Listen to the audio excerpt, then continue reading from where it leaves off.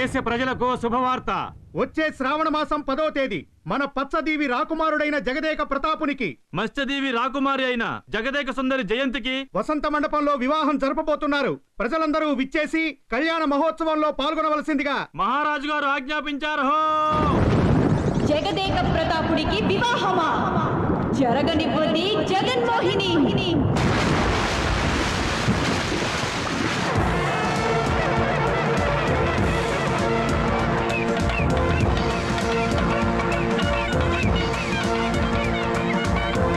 పండగే వచ్చే వచ్చే సంబరం పెట్టే నెచ్చే యువరాజు కళ్యాణం ఇనలేని వైభోగం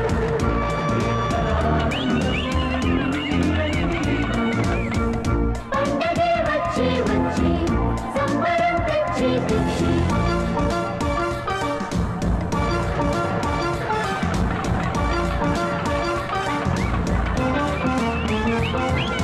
శూరుడికి మనవడురా, శూరులకి శూరుడురా, కలిమి కలిమి చెలిమి ఉన్న తన సాటి ఎవరన్నా?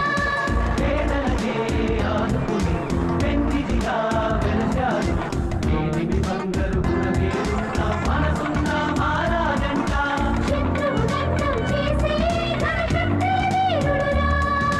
మనసున్న సూర్యుడల్లే మనసలేని చంద్రుడల్లే వచ్చినాడు ఊరు మెత్తగా పండగే వచ్చే వచ్చే సంబరం తెచ్చే తెచ్చే పండగే వచ్చే వచ్చే సంబరం తెచ్చే తెచ్చే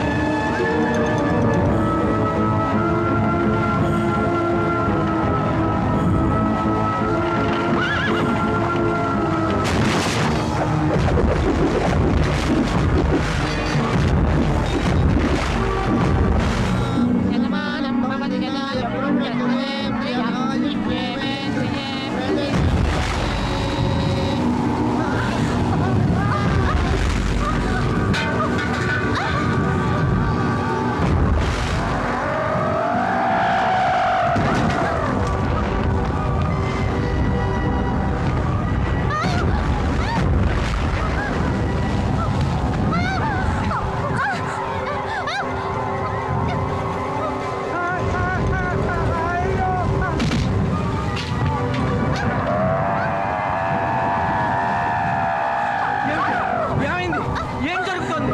ఆగు.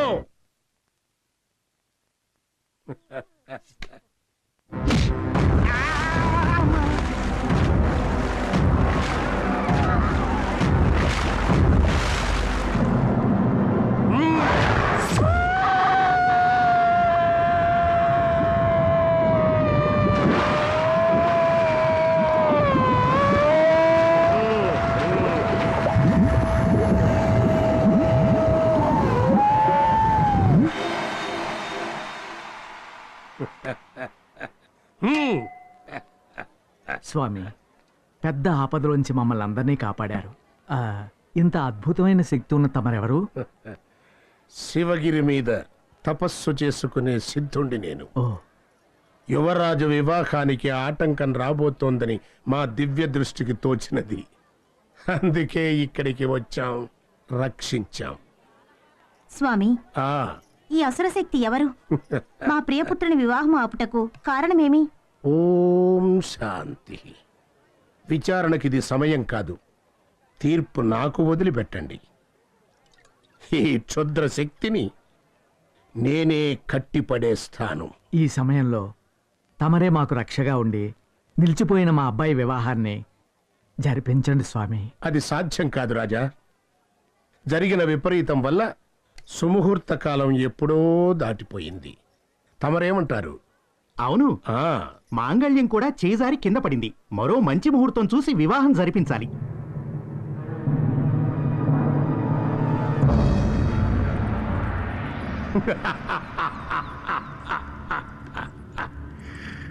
ఈ సిద్ధుడి వేషాన్ని అంతఃపురంలో ఉన్న వాళ్ళందరూ నిజమని నమ్మేశారు. పిచ్చి వాళ్ళు.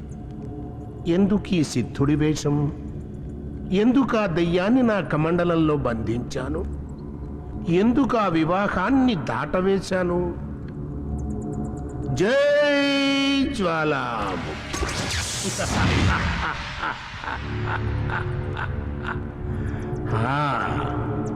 ఓ ఐ హ్రీం క్లీం క్రీం. జై జ్వాలాముఖి. వసీ వసీ స్వాహ. జై జ్వాలాముఖి. దేవి జ్వాలాముఖి, 107 రోజులు మురగబలిని ఇచ్చి నీ రక్తదాహాన్ని తీరుస్తూ వచ్చాను. ఇది 108వ రోజు. నన్నే నరబలిగా ఇచ్చుకున్నాను. ఇంకా ఎందుకీ మౌనం? నా ముందుకి రా. నే కోరిన వరాలను ఇవ్వు.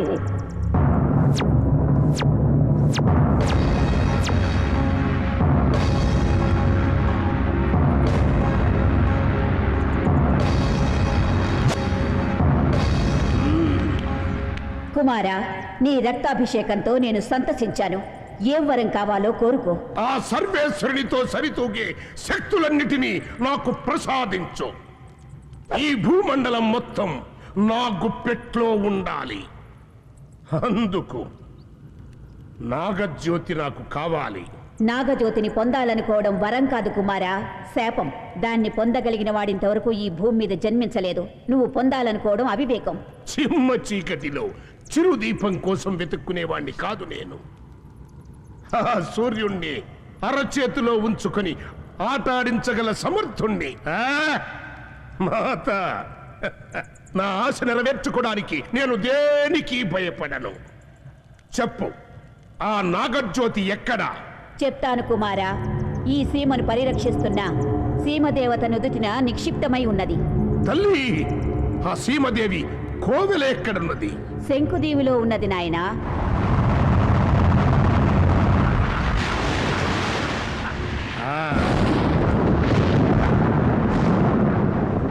ఆహా ఆహా. నాగజ్యోతి, ఈ అపూర్వ మహాశక్తిని నా సొంతం చేసుకుంటా. ఇక నేనే దేవుణ్ణి.